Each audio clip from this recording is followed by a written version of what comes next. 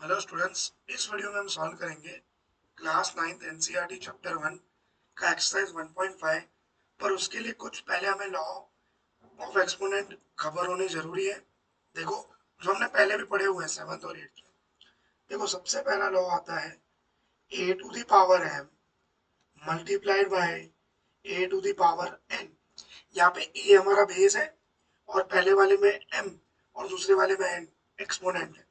तो ये हमारा बन जाता था a to the power m plus n। Clear, पहला लॉ।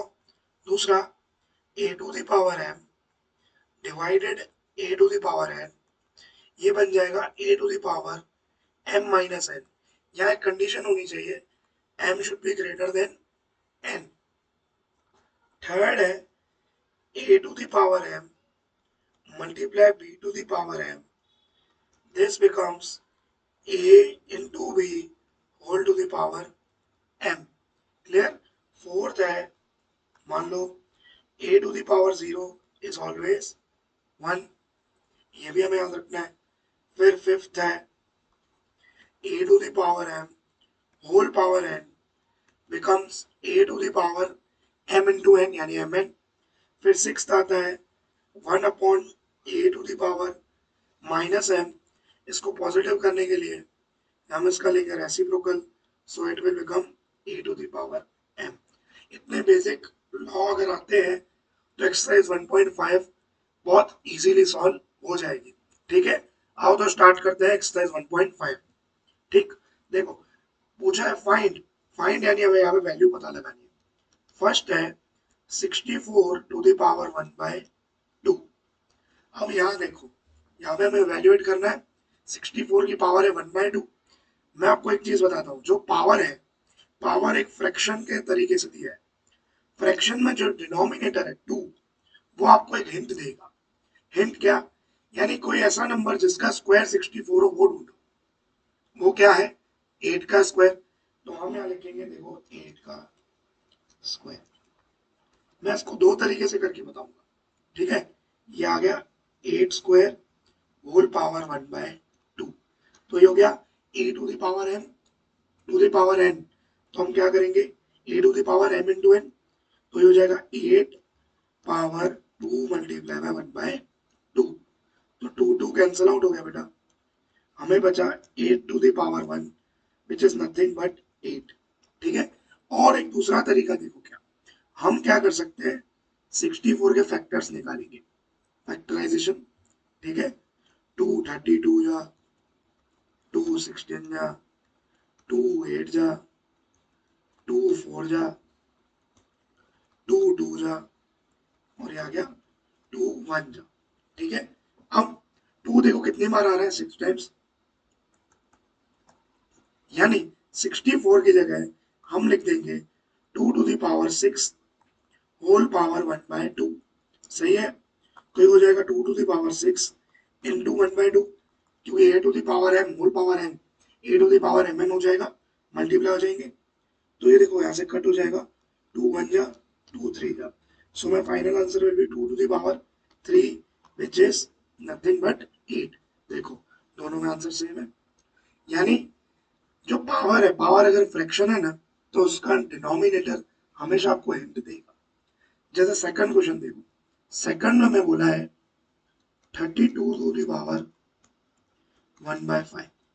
ठीक है, अब हमने तो यार स्क्वायर्स पढ़े और क्यूब्स पढ़े, हमने तो पावर 5 याद नहीं करी है।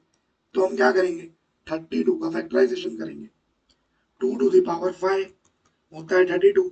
32 का फैक्टराइज करोगे, जब उसके फैक्टर्स गिराओगे, आपको 2 इंटू 2 इंटू 2 इंटू 2 5 टाइम्स मिलेगा, यानी 2 to the power 5। So this becomes 2 to the power 5 whole power 1 by 5। So ये हो जाएगा 2 to the power 5 into 1 by 5. 5 cancel out. This becomes 2 to the power 1, which is nothing but 2. Clear है, easy. Third देखो बेटा, third है 125 to the power 1 by 3। 125 to the power 1 by 3, कुछ नहीं करेंगे, 125 के फैक्टर्स निकालेंगे। 5 25 जा, ठीक है, 5 5 जा, एंड दिस इज 5 1 जा। यानी 5 कितनी बार आया, 3 टाइम्स। तो 5⁻³ मल्टीप्लाई में 1/3, 3 कैंसल आउट हो गया, हमें बचा 5⁻1, सो आंसर इज 5। क्लियर? आगे बढ़ते हैं, इसमें भी सेम वैसे ही करना है, कुछ अलग नहीं है। देखो फर्स्ट क्या है, 9⁻3/2। आप सिर्फ पावर के अंदर अगर फ्रैक्शन है तो उसके डिनोमिनेटर को ध्यान दो, डिनोमिनेटर में 2 है, यानी 9 किसका स्क्वायर है, देखो 3 का स्क्वायर, तो मैंने लिख दिया 3 square whole to the power 3/2। So this becomes 3⁻2 into 3/2, 2 cancel out, 3⁻3 is answer, यानी 3⁻3, 3 3 जा 9, 9 3 जा 27 will be my answer. Clear है या नहीं? बहुत बढ़िया। अब देखो सेकंड, देखो सेकंड यहाँ पे, एक यहाँ पे करते हैं, एक यहाँ कर देंगे और एक यहाँ कर देंगे, ठीक है। सेकंड है 32⁵, ठीक है। अभी अभी हमने देखा कि 32 किसकी पावर है, 2⁵, 2⁵, ये लिख दिया 2⁵ whole power 2/5। So this becomes 2⁵ into में 2/5, 5 cancel out, so this becomes 2⁵2 which is nothing but 4। Clear है? अब देखो 16, 16 क्या है, 16 की पावर 3/4, यानी 3/4, 4 मेरे को हिंट दे रहा है। अगर मैं 16 के फैक्टर्स निकालूं, अब 16 देखो दो तरीके से कर सकते हो, या 4 की पावर 2 लिख सकते हो, या 2 की पावर 4, दोनों करोगे दोनों में आंसर सही मिलेगा, पर 2⁴ करोगे तो जल्दी मिल जाएगा। देखो कैसे, 16 होता है 2⁴ और उसका होल पावर है 3/4, सो this becomes 2⁴ into 3/4, so 4 cancel out, this becomes 2⁵3 which is 8। Clear है? बहुत बढ़िया। अब देखो फोर्थ, देखो फोर्थ है 125 -1/3। 125 किस फैक्टर्स अगर मैं निकालूं तो क्या लिख सकता हूँ, 5⁻3, ये लिख दिया 5⁻3 whole power -1/3। So this become 5⁻3 into में -1/3, 3 कैंसल आउट, दिस बिकम्स 5⁻−1। अब देखो a⁻−n को अगर हमें पॉजिटिव करना है तो क्या करेंगे हम, रेसिप्रोकल, यानी इसका भी रेसिप्रोकल होगा, तो ये हो जाएगा 1/5⁻1 विच इज 1/5। क्लियर है इतना? क्लियर है बेटा? आगे बढ़ते हैं, आगे बढ़ते हैं, आगे है देखो क्वेश्चन नंबर 3, सिंप्लीफाई, जिसमें फर्स्ट क्वेश्चन है 2⁻2/3 डॉट, डॉट का मतलब मल्टीप्लाई होता है, मल्टीप्लाई 2⁻1/5। यहाँ पे दोनों में मल्टीप्लिकेशन के बीच में बेस कैसा है, सेम है, तो पावर क्या हो जाती है, ऐड हो जाती है। क्या हो जाती है? ऐड हो जाती है। देखो क्या हो जाएगा, ये हो जाएगा 2⁻2/3 प्लस 1/5, सही है या नहीं? अब देखो ये हो जाएगा 2⁻, अब देखो 2/3 प्लस 1/5, हम इनको ऐसे ही ऐड नहीं कर सकते। क्यों नहीं कर सकते? क्योंकि सर इनका डिनोमिनेटर सेम नहीं है। डिनोमिनेटर सेम करने के लिए क्या करना पड़ेगा, एलसीएम लेना पड़ेगा।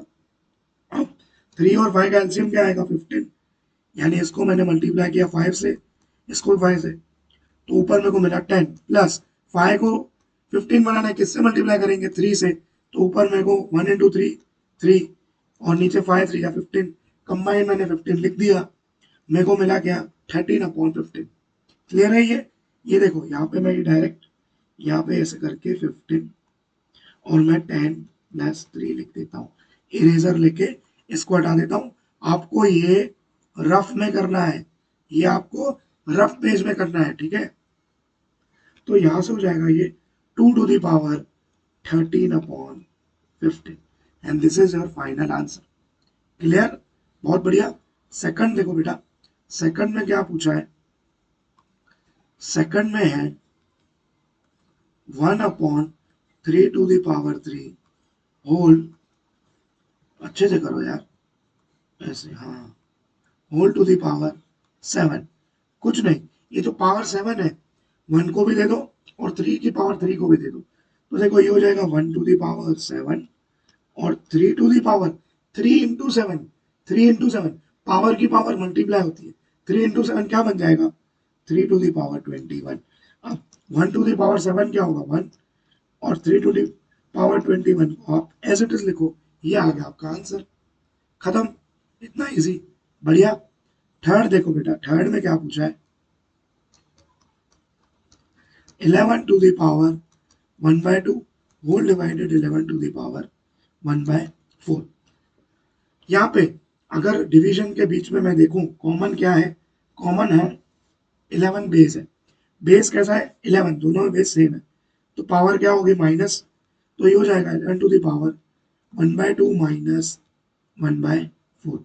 थोड़ा अच्छे से लिखता हूँ, ऊपर ऐसा लग रहा है साथ में लिखा है यार, छी छी छी छी छी, एक मिनट है, ये हो गया 11 टू द पावर, हाँ बेटर है, ठीक है, यानी 1/2 माइनस 1/4, एलसीएम क्या आएगा 2 और 4 का 4, 2 को 4 कैसे बनाएंगे 2 से मल्टीप्लाई करके, ऊपर 1 को भी करना पड़ेगा, तो ये 2, 4 को तो 4 बनाए रखना है तो 1 से, तो ऊपर भी 1, तो ये हो गया 2 माइनस 1, आंसर इज 1/4। तो यहाँ से हम डायरेक्टली लिखेंगे 11 to the power 2 minus 1/4.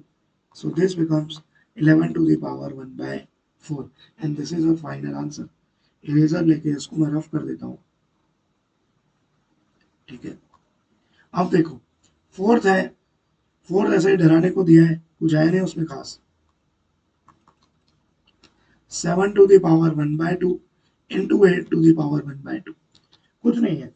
देखो अब तक क्या था, बेस सेम था, मल्टीप्लाई था, पर अब बेस अलग है पावर सेम है, तो इसमें हम क्या करेंगे सिंपली 7 इंटू 8 होल पावर 1/2 कर देंगे, सही है, ये हो जाएगा 56 की power 1/2 and this is our final answer. इसको आगे इवेल्युएट मत करना, इवेल्युएट करोगे तो वही मिलेगा 7 to the power 1/2 into 8 to the power 1/2। So यहाँ पे हमारा एक्सरसाइज 1.5 होता है कंप्लीट। कुछ भी आपको डाउट हो, कोई भी क्वेरी हो तो कमेंट में लिख देना आप, ठीक है।